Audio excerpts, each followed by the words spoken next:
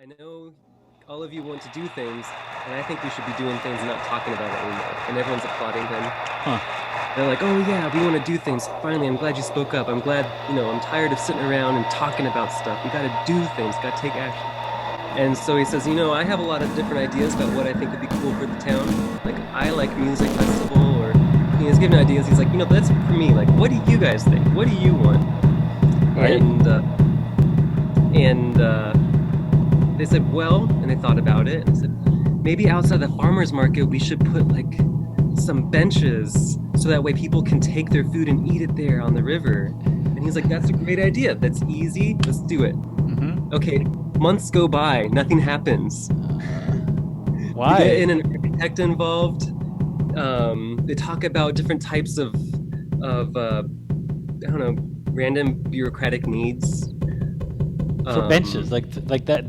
There were serious hurdles. it went from benches to like, oh, what if we constructed something a little bit more permanent?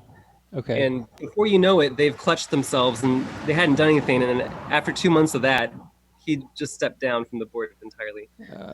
I mean, that's kind of how those old-fashioned kind of like societies or like committees work. Like they'll get an idea and it'll legitimately take a year for something to happen. Yeah. I feel like that's maybe like a normal timeline for them. Like I think that's what Oh, makes them. really? Yeah, working in you've been working in a church for a while. They go slow. Uh huh. I mean, I'm not making any excuses. Uh-huh. But you've joined this. What's the name of it again? Sorry. The Saginaw River Development Commission, There it is. Riverfront, Saginaw River Development, Riverfront. It's a whole bunch of fancy Yeah, it's just like a words to string make of. them sound legit. They're only legit because they have, a concentrated abundance of wealth in the city, Well, and they put fancy names next to themselves. But they're not legit in terms of doing anything functional. Anyway, I'm going to go over there today, and that's be my meeting. I'm going to surprise them because we have a racist statue in oh, one of the public parks that's on the riverfront. who is My neighbor's depicted? mowing the lawn. I hope that's not a No, problem. no, it sounds good. I love it. I like that you're outside. It's fantastic. It's really nice. Um, what does the statue depict? Oh, so the statue it's a small monument, and it's for a person named Henri Nouvel, who was a French Jesuit missionary Hmm. who was the first priest in the area to give communion. Okay. And the monument that we have is technically owned by the Catholic Church, but on public. Uh, it's in a public park. It's on Ojibwe Island, Hmm. uh, and so the small monument of Henri Nouvel, um, it does not claim him as the first priest, or anything like that. He is on the monument. He's described as the first white man, um, which is ridiculous. Yeah. And I'm going to speak to the Saginaw Riverfront because it's been there for a few years. It's actually been there since 1952. So it's 1950. yeah, kind of a young statue then in a way. It is, but I'm pretty certain they put up the statue at a time to show um, power dominance Hmm. over the minorities in town, the indigenous and African Americans. To In be. 19 so in the 19 in 1940 in the 1940s during World War II, Hmm. there was a large migration of African Americans coming to the industrial north Hmm. and working in the armament factories. And then after World War II, the armament factories converted back into automobile factories. But while there came many Black Americans to Michigan to work, the white Michiganders were scared and pushing back and trying to show dominance. Right. And so, to me, it's no coincidence They're like, that well, we need a just a giant few statue to remind everybody who's in charge here. just a few Yeah. years later, in 1952, they put up this monument of Henri Nouvel. Huh. Um, all I know is that it actually is, I believe, is property of the Catholic Church, Okay. and there have been petitions for it to be taken down in the past, Okay. but the city has kept saying, well, it's actually the church's property, Right. So they so just they're they're not like, going it's to take not our care of it. deal. Just deal with that. Ask the Yeah. church. Yeah. There you go. Um, but it is the city's um, responsibility as it is in a public park. My friend also mentioned too the public park that it's on. It's called Ojibwe Island, Hmm. which is the name of an indigenous people. Right. And so you go to this park. It's an island. It's a very large island in the middle of the river. And and although the island it's named after indigenous folk that I don't know if the Ojibwe were in this area. This area was actually by the Sauk, Mm. which is where we get the word Saginaw from. It means the place of the Sauks. Oh, But nonetheless, we have Ojibwe Island, sure. and on Ojibwe Island, um, there is a statue. There's no marker about the Ojibwe people or even the Sauk people on the island. Instead, we have a monument to the first white. Anyway, so that's my. I'm going to go over to City Hall and talk to that riverfront There you go. I mean, development. they need to, if they haven't heard it before, they need to know that they have a monument to colonialism, and they at least they could at least understand the implications of having a giant white guy, sort of in like this celebration of the cultural annihilation of multiple peoples. Right. That's right. There you go. So I have a question. So you're the president of the Saginaw Yacht Club, correct? Yes, I am. I am the chief executive president of the Saginaw Yacht Club. And has there any? Is this did like when you lead at like a public forum like this? Will you say like, I am the president of the Saginaw Yacht Club and I have vested interest in, or is that something that like you're?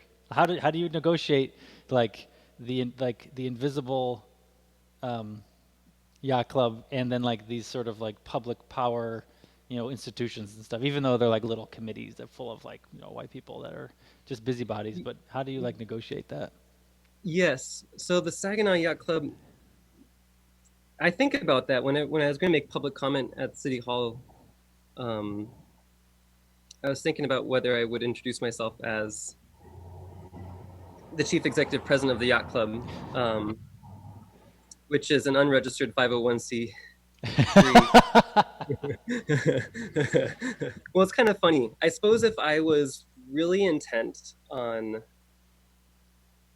being, if I was really intent on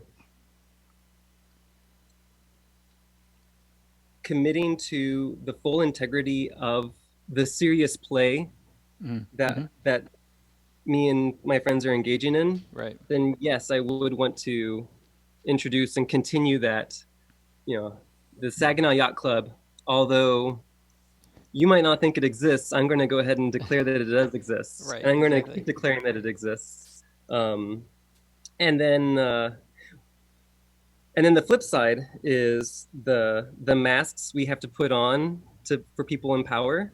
I'm afraid that if I brought up the Saginaw Yacht Club, they might not necessarily take my my concerns too seriously, and Right. they might go, okay, well, thank you for letting us know. We'll get to that, and Right. It then also might actually endanger the project in some ways. I yeah, don't know. and also the Saginaw Yacht Club has been doing some guerrilla stuff around the park, Mm-hmm. um, including a wheat pasting of signs about not littering. But we also have reference to the Saginaw Yacht Club on there. So um, I don't know. That's right. And Uh, and remind me again, how many members do you have now? we have over 7 billion That's right. members. That's right. And growing We're every so day, I exclusive. imagine. We can't accept any more. We do make exceptions for new members that only come through the families already admitted through the legacy Right. admittance. Yes. Yeah, the newsletter. I've really been enjoying getting the newsletter. It's good. And Well, thank you. Thank you. Actually, yeah, because of the Saginaw Yacht Club, um, I've been learning so much about the public parks and public spaces. mm-hmm. I think that's why I feel called about this statue because I walk by it all the time. Right. And at the Saginaw Yacht Club, we believe that that everyone has equal footing in the in our luxurious facilities, We haven't found a. Oh, a truck goes by. They're coming for Here, you. I'll show you the neighborhood. Yeah, yeah, do that. Is this is your front porch? Yes. It's so green. It's nice. Oh Ooh. yeah, it's pretty green. This is called the Cathedral District. This is an older part of Saginaw. Hmm. Uh, So let me ask you some like background questions then. So yeah. how did you end up in Saginaw? Like if you had to tell a tale. Oh, um, Why Saginaw? Why not Los Angeles or New York City, where we met in Brooklyn, of course. We met at Park Church Co-op in Greenpoint. So what got you there? well, speak very honestly. My grandparents live here, That's a very and legitimate thing. yeah, and I had been wandering across the United States, meeting a lot of different people. On foot, Um, right? I was doing it on foot. I was also taking buses, and I hitchhike. I purposely did some hitchhiking, and then after a while, I realized that it was much more efficient for me to walk on foot. Mm, Um, and it just hit me like, I could keep wandering, but I didn't feel very useful or impactful in any particular way. I ended up in Asheville, and I was hanging out with the street kids, hmm. um, but the street kids were kind of boring. Yeah. Well, be more. Why? Like how so? Like Well, you sent me all these letters. We had such a I really valued that correspondence. It's actually in like in my bookshelf right behind me. I like punched holes in them, and like now it's in like my Baxton binder. But okay. Well, I'll tell you. I'll tell you. Okay, I'll tell you the story. I'll tell you the full story about Asheville. okay. Okay, so I'm walking along. Um, oh gosh, I'm in North Carolina. I've just walked through some. Oh, I forget what the national park was. It's right next to Black Mountain College. Mm-hmm. Um, I had come north. I had come from uh, um, Roanoke, Virginia, and the sun was setting. And I was thinking about somewhere to sleep. I was out in the countryside. There was a cemetery. I was like, maybe I can sleep behind some of the headstones there. That looks pretty safe. Mm-hmm. Um, and it was about 9 o'clock, 9:30, and twilight. And this van pulls up, and the van's got a little Jesus fish on the bumper. And I thought, oh, okay, great. Well, I can talk Jesus with this person. Right. And so I get in the car. His name was Peter, and he says, "What you doing way out here?" And I said, "Well, I don't know. I'm just walking with the Holy Spirit." And he's like, "The Holy Spirit? Well, I'm a pastor, and Oh wow. he's a pastor of a Baptist church." Wow. And we were talking about how there seems to be a lackluster fulfillment of fulfilling the gospel. Like there's not a real courage to do the uncomfortable thing. Everyone likes to stay in their comfortable spot, but Sure. staying in the realm of comfort it doesn't is not is not the gospel. The gospel is reaching out into the discomfort, right? Mm-hmm. The uncomfortable is the cross. You can talk about the theology stuff. Sure, but Um, yeah. So this anyway, was the so he's like, "Oh, conversation you were having this conversation with the guy. yeah, Okay. you gotta go to the place. You gotta take a risk to do what is good rather than keeping to the comfortables." And then he's like, "Oh, you must meet my. Let me take you to my place. Let me take you to my home. I want you to meet my wife." And I said, "Okay, are you sure? It's almost 10." And he's like, "No, she'd love to see you." And so he Okay. drives me over to his house, and she she greets me, and it's 10 o'clock, and they're feeding me their leftover taco assortments. Um, she says, "Where are you going?" I said, "Well, at the current moment, I'm trying to get to Asheville." Mm-hmm. Um, and then she says, "Asheville? Why would you want to go there? That place is filled with witches and homosexuals." Oh boy. And the electric zip went up my spine Right? because I am both of those things that she said. That's scary, but then all of a sudden it's not safe, right? Don't I would feel like so like scared like for my safety at that point. Oh, I was okay. You're I okay. felt okay because I feel like I talk Bible good enough. No one would ever expect they're hosting a homosexual witch. Okay, so you're like, okay, Asheville, I definitely need to go there. But she was concerned that you were gonna get hurt if you went there. She was concerned, yeah. So she's like, "Why are you going over there?" And the reason why I was going over there was to visit. I said I was going to visit a friend, which was true. Right. And she says, "Oh, your friend is he Christian?" And the answer was actually he's not Christian. He's an atheist. Sure. I realized I didn't want to say he was an atheist because that felt too dangerous. That's So I pretty. met Yeah. at the halfway point and said, "No, my friend's agnostic." And she said, "Agnostic? Oh my goodness. Well, I have a nephew who's agnostic. I don't talk to him anymore. He believes in evolution." Oh boy. Oh And I was like, man. "Oh, what can you do? What can you do? What can you do?" And so Peter offered to um, drive me to Asheville. Sure. And so he did that, and he drove me. He was very kind. Sure. Um, I had $10 left in my pocket, and Peter actually is like I didn't ask. During this whole trip, I'm trying to fulfill, in my perspective, a literal practice of the gospel walk. Mm, So it was to get rid of all my possessions um, right. and to spread in the good news of kindness for one another.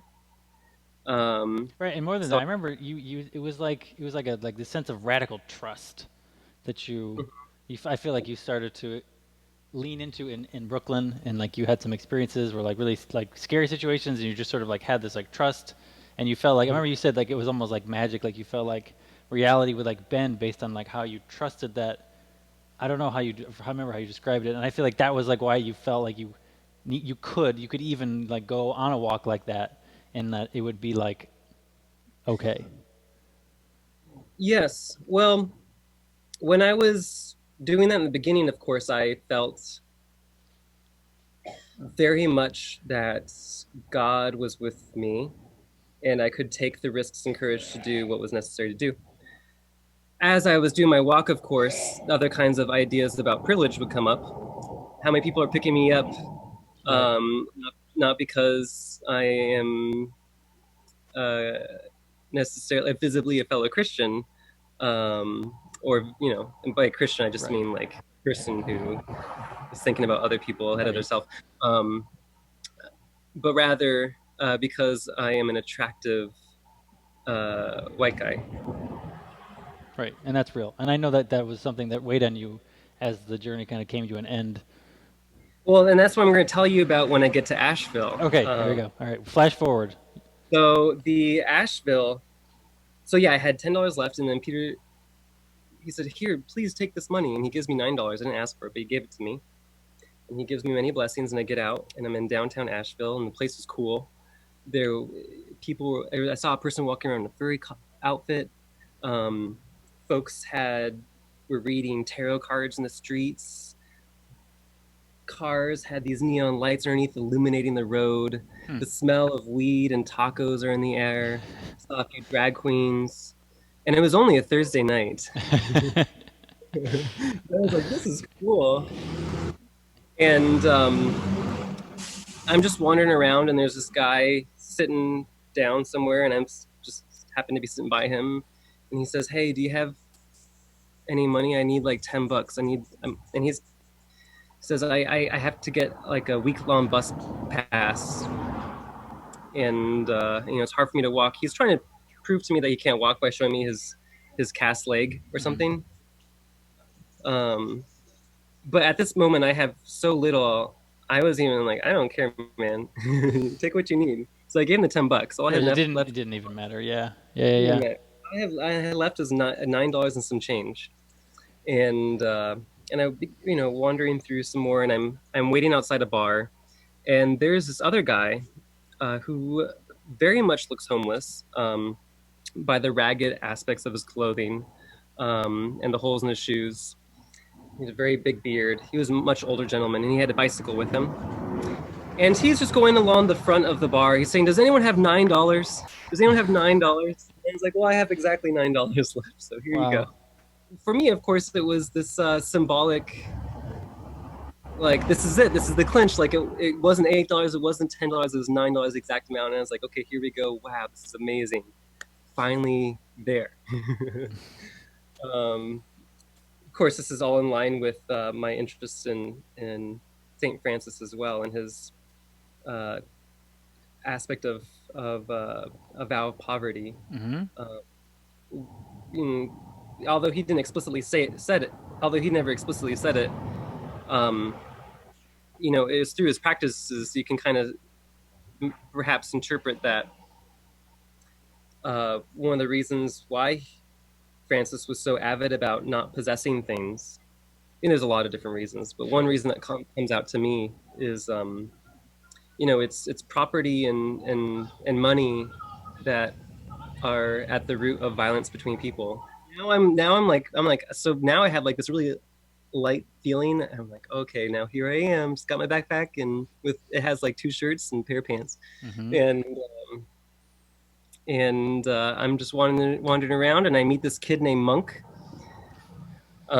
who also just it's kind of silly. His name is Monk, and he was sleeping in the park. There's like this apple orchard that is right downtown, and he showed me where it was, and he said I could sleep there, Mm-hmm. and I called it the Garden of Gethsemane. Mm. Um, it was it. Asheville has an orchard right downtown, and anyone can go there and they can pick fruit. It's pears, Wow. apples. Um, there's a kiwi bush, I think, uh, berries, Wow. and apparently it was just a spot where a lot of people that didn't have places to go would just sleep. Sure. And it was kind of known about that, and I guess the cops never really went into the orchard, um, or if they did, I don't think they. I when I was there for about a week. Anyway, I always romanticize the street kids. They always seem so radical. But Right. when I saw it at that moment now I was like, no, man, they're just getting high and all every single day, Yeah. every day, and they just sit around and beg for money. And some of the street kids, I see them get dropped off by their moms, like it's a Right. scene that they do. Um, That's, I so mean, and it's funny too, because like you essentially at that time were like a street kid, right? Like I you, was, and I started to get very disgusted with a lot of the things that I was even participating. Like, man, this does not feel like it's a genuine contribution to anything in particular. right. Um, and that's when I was really starting to grapple with, what is it that I need to be doing? Um, It's also a very placeless way of existing, right? You were like, we can talk about the responsibility of it, and that's like we can debate that and the mhm. implications of privilege, of course. But like all that kind of just bracketed. You were placeless. You were wandering around, and I feel Yeah, like and yeah, and I was fortunate to do that because of certain kinds of privileges that I've been afforded to, right. such as the privilege of having a family that would support me either way. Hmm. Um, the physical privileges that I have that allow Right. me to magnetize people. You're not Um, perceived as a threat, right? I don't know, just lots of different kinds. And I think there's a lot of talk about. There's not enough talk about how to use the privileges that we have. Yeah. I mean, now I think that people are starting to grapple with that, and we're not talking just about racial privileges. Talk about economic Yeah. or educational, I any mean, kind, yeah. I even mean, and privileges of. Oh, go ahead. no, I was just gonna say it's very intersectional, and I mean, it's a thing. It's a thing, Mhm. and it's But continue. The point. I mean, Yeah, I think it's important though that we all, when I say we, I mean like white folks. Um, it's a process of transformation to even be like truly aware of privilege, and you have to kind of like have this sort of descent, and it's difficult, and you have to like do stuff. You just can't get like dropped into an anti-racism class and it works. You like have to yeah, do something. It sounds like for you like you were aware of like the intellectual idea of privilege, like when we were working together in Brooklyn. But then after going on the journey, you're like, oh wait, this is real, and it became, I think, it became very like so real that you were like, okay, I'm gonna. Does that make sense? Like it has to be Yeah. experienced in like a real bodily way, and like over and over again, you were like safe in situations for other people that wouldn't have been safe, like getting picked up Hmm. by a pastor, and like, Yeah. you know, obviously you needed to hide your sexuality in order to be safe, but Yeah. that's That, like a different story. But and for me, I have the privilege of of passing as not queer right, when I want to. exactly. Um, and and so I think that's when I was like, it's depending on what kinds of things that we have access to, we need to be using. We It is up to us to kind of use those for the benefit of those that don't. Like if for those that have ac privileged access to certain kinds of spaces or technologies, Hmm. it Hmm. needs to be in the best interests of them to allow others that might not have that same access. Right. I think in term so it's really kind of everything. It's really just a sharing of all resources, both tangible and intangible. Right. Um, So and then Saginaw made sense because it was like, well, this is a place I have a connection to, and like, it's like in the middle of America, and I don't know, like yeah, so yeah, Saginaw is a small city. Um, I mean, to say it's city is also, I mean, it's got city infrastructure. sure. So um, Saginaw is it used to be one of the wealthiest cities in the 1800s in the Midwest, and in fact, a lot of New York investors would come to this area.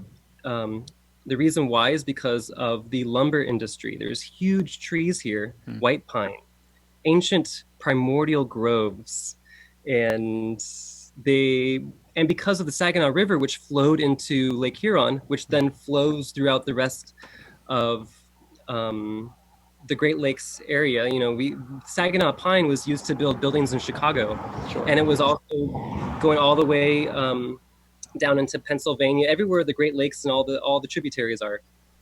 Um, and in fact, there's a New York investor who gave us a public library here. His name is Jesse Hoyt. Hmm. So after the lumber industry, then came the automobile industry Hmm. when they, essentially when they extracted all of their resources. Um, and so that's when you see around here, you see these huge houses, Yeah. these huge. There's a lot of, there's a few of these, not a few. There's quite many, but the majority of them are run down. Um, they're artifacts from the opulent wealth that this city had, and now you can actually buy. You can. There's empty lots out here that are going for $50. Wow. Um, There you go. the town the town is struggling with trying to think about how to bring itself back. It's kind of in a financial pit. We have horrible roads. We have um, we don't have that many public services. Our library is so good because back in the 1800s, a New York investor gave a sizable Hmm. amount to the library's So it's got an endowment, and it can like kind of yeah, an function. endowment. Uh-huh. Uh-huh. So well, it's actually kind of surprising. Our library, it's quite a castle. Hmm.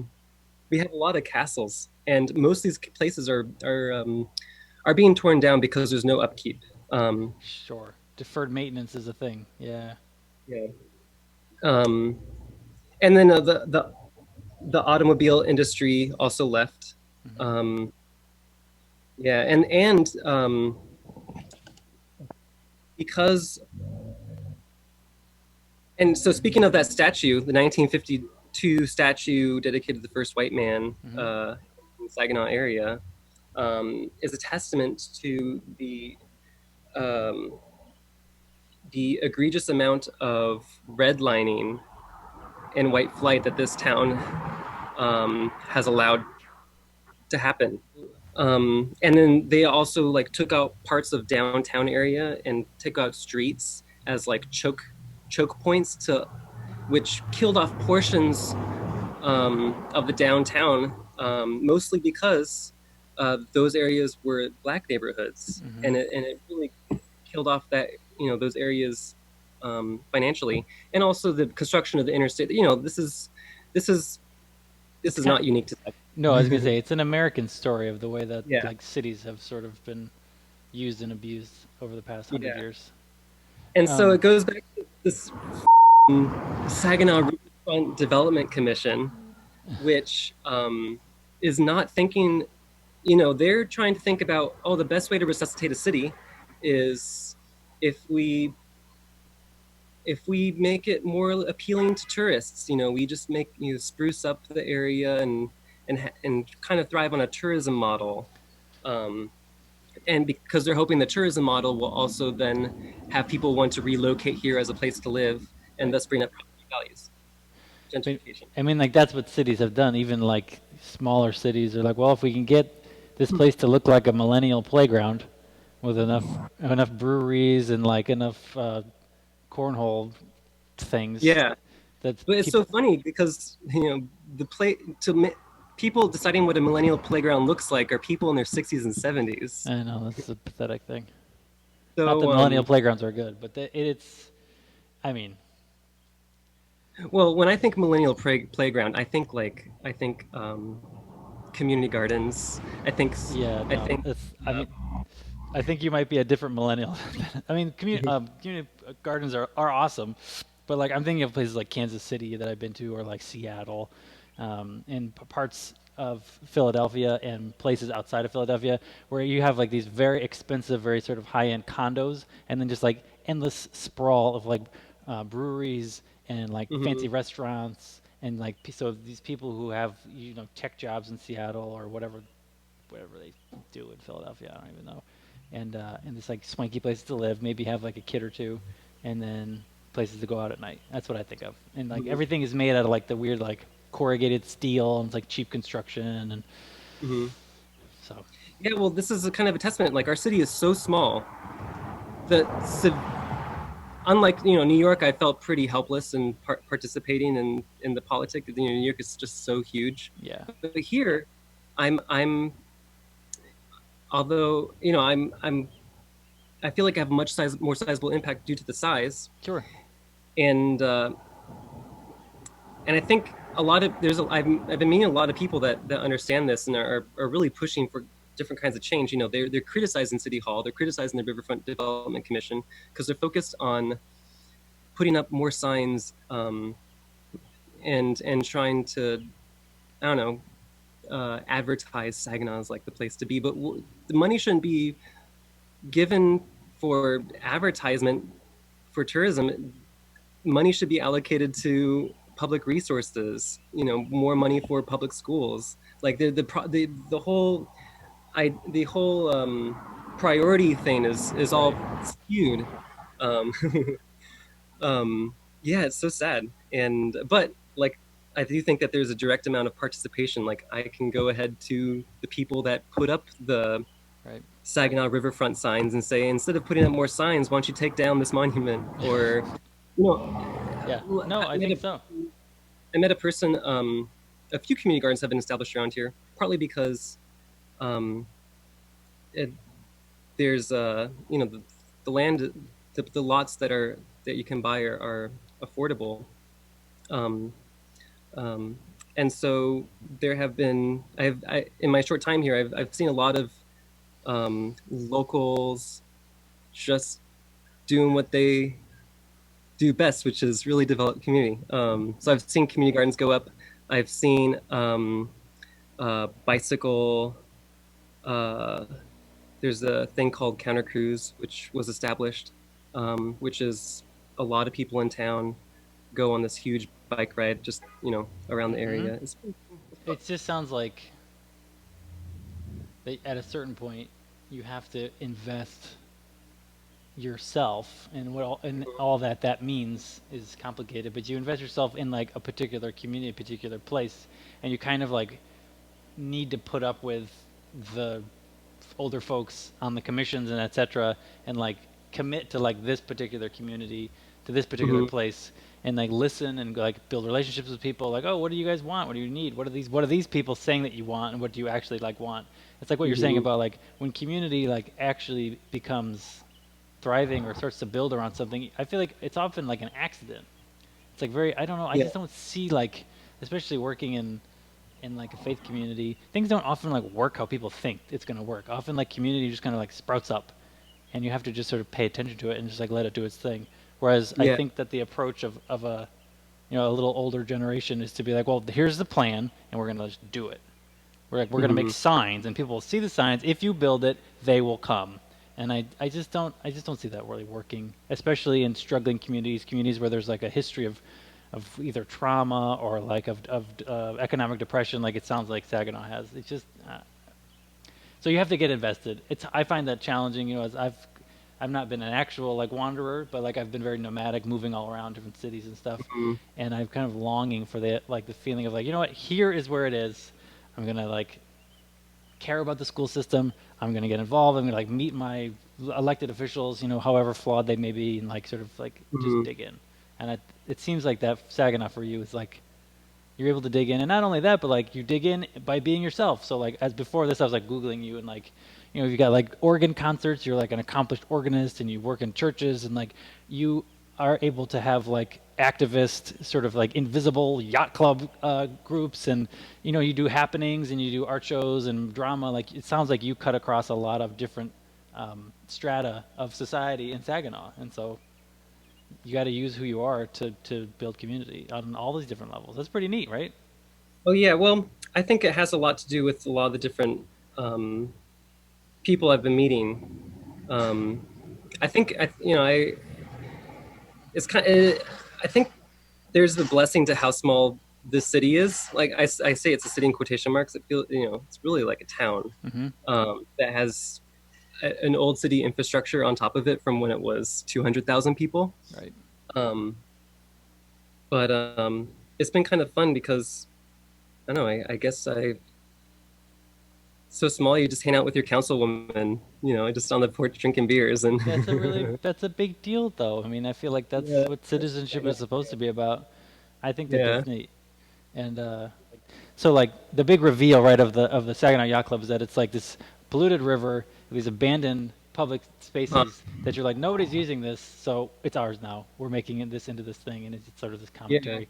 And we were talking a little bit a couple weeks ago, and you were inspired by the Situationists, right, and Yoko Ono, and these different ideas of participating in mapping space and Hmm. creating new spaces, new uses of space through performance, like a yacht club, for example.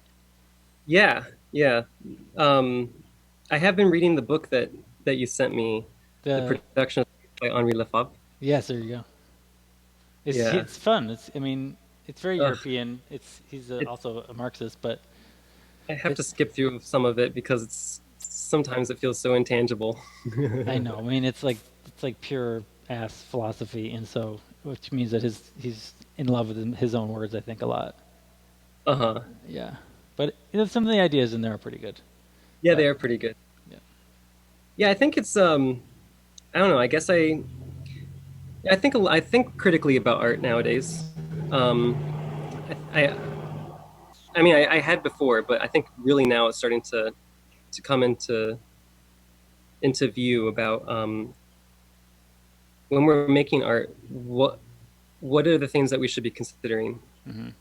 And typically, in a classical setting, art school setting, you're thinking about form and material. Um, maybe symbolic uh, aspects, but things are not being considered are historical contexts, both of Hmm. past, present, and future. Um, Hmm. But no, like I went to a art school, and yeah, so it you're was only familiar. like a peripheral, very peripheral, like the very like a sort of avant-garde students who were considering community, history, and to be perfectly honest, like racism, race, these were not conversations that were being had in the classroom at all, and it was Uh-huh. just not taught. It was not like yeah, like you're saying, it was like form and color and like maybe artist intention, maybe commentaries on sexuality, but history, like civic engagement. Um, Uh-huh. were not topics that were taught in relation to art making. So I think what you're saying is true. I think that that's shifted, you know, since that was like when I was in art school, it was like 15 or so years ago. But Yeah, well, Christo had recently died from mhm, Christo and from the duet Christo and Jean Claude, mhm, and I remember I saw it on NPR, and there was this really interesting photo of him standing on this orange platform in the middle of the lake. I looked that up. It's called the Piers, mhm, and he got this little lake in this little Italian village of about 1,000 people, and he put in these huge golden orange gold piers that float that you could walk on, and they float into the middle of the lake, and they circum around an island. mhm. You should look it up. It looks Okay. beautiful.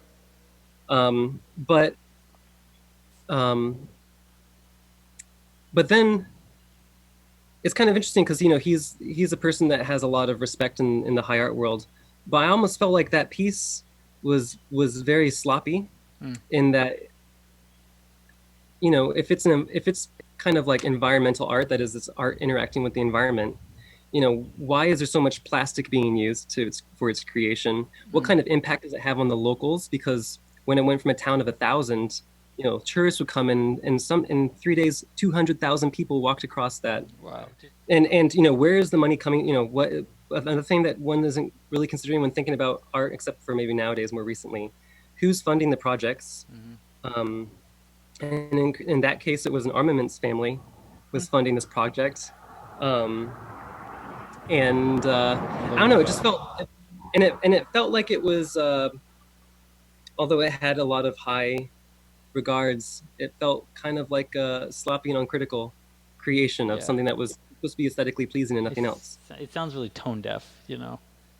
And then I was starting to look up other types of environmental art that I thought, well, what else is there? And I looked up Joseph Boys, Mhm. Yeah, big fan. and he made, it's a piece called 7,000 Oak. And in this German town, he planted 7,000 oak trees with volunteers Sure. in the 70s, and it was very controversial, right? Sure. Yeah, Very yeah. controversial. Yeah. Um, Yeah. and I think that piece is so successful um, in that not only did it get community engaged with something that was environmentally thoughtful, Mhm. the piece itself becomes more beautiful over time Right. as the trees mature. So the piece is only going to continue to get more gorgeous. And although at the time in the 70s, the city was very critical of the plantings of these trees, now the city considers it to be one of the best Right. parts. It's like a You huge know, legacy, right? I'm sure, and it's like yeah. we have these trees which were planted by this like super famous guy. He was a big reason in his like environmental and immersive artworks were the big reason why I even went into ministry at all. Is the Mm-hmm. idea that like he created narratives about himself, and he created his work about those narratives, and whether the narratives were true or untrue was like unclear. You had this story about how he crash landed and then was like nursed back to life by Aboriginal peoples in his part of Russia. It's like this whole sort of story he told about himself, and then like that became like his persona, and then out of that persona he did this work that was getting people to interact with like what it means to make work, what it means to think and to engage in our environments. And I was like, oh man, like making artwork is not the thing. I just need to like be a part of a community. And then this sort of spirituality, Christianity thing sort of was bubbling up, and that he was one of the big reasons why I was like, oh, you know what, I think I'm just gonna go become a minister. And Mm. Uh-huh. but and it's so yeah, I think his stuff is really just it just kind of slams me whenever I look at it. Like I in one sense it's like a self-deprecation thing of like I'm not that smart. I'll never be able to do these kinds of things. And then on the other hand, it's just so genius. It requires so much of his viewers. You know what I mean? Like if you just plant trees, it seems like a simple action, but it just requires so much of you as like a person, as a human being interacting with this like action, because it's Uh-huh. like it's referencing all these things that you're talking about that we're saying that like traditional Western artworks just don't incorporate. Yeah, I think I like the accessibility in terms of, in planting a tree, you're engaging in a creative process, Yeah. or trying to rethink about how a creative process looks. I It's think like that's the one. opposite of a. I mean, it's like it's like the opposite of the creative process from like a Western point of view, right? Because you're not like I'm not really doing anything. I mean, obviously you are doing something, but it's not. You're not creating an object. You're not selling something. You're not like boosting your own sort of, your ego or your genius. These kinds of things. Yeah, it's crazy. Yes. So I think about that piece a bit, just the way that it's able to just all these positive things that grew that grew out of this Hmm. um, taking the idea of creativity and making it into being creative is planting a tree. Mm. Um, taking the gallery outside of the gallery and into the Yes, streets. it seems like the barrier there of like art space or not art space, at least in the projects that you're doing, are like those are unhelpful barriers or boundaries, and that they kind of Yeah. impede the whole process. So what do you think like the so as we come to a close, what do you think like the future of the yacht club, the future of your kind of like work in Saginaw looks like? Well, um, well, let's speak on the future of the yacht club. Um, I will be going there today. Oh, I don't know what the future is going to be. That's why I'm there every day.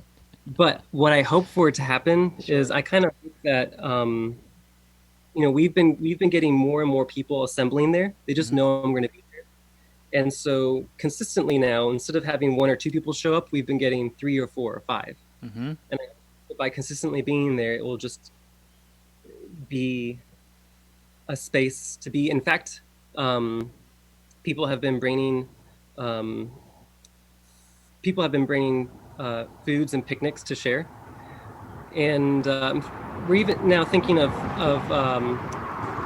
pitching in money for a few local caterers Huh. that are in town, and paying for free food for all the members. Of course, members being everyone. Um, So it's just like so a buffet of food. It's like this is just anybody can come and have. yeah, Yeah. yes, and I guess all of this is kind of to get people into the idea that luxury doesn't require luxury. I say it both in earnest and in irony. Hmm. Luxury doesn't require buildings. It doesn't require possessing property. Hmm. It doesn't require a dress code. It doesn't require a yacht. It doesn't require anything. All it requires is for people to show up and to be. Right. Um, and then I hope that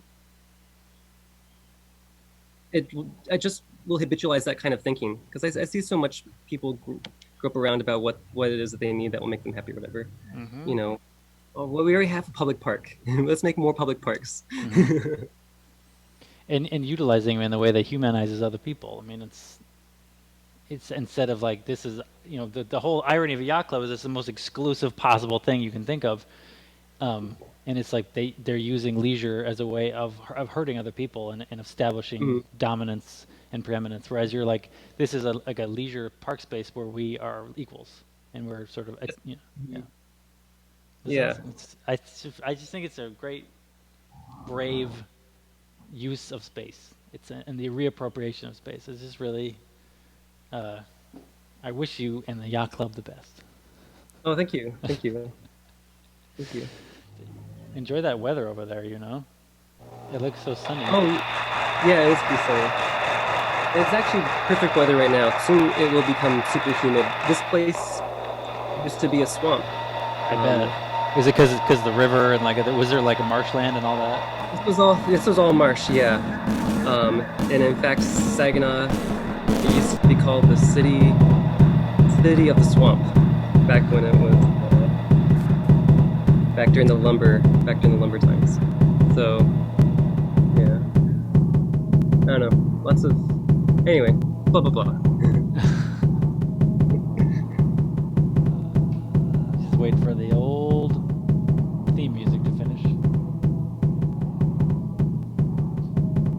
Oh, you got the theme music? Oh, that's my favorite part.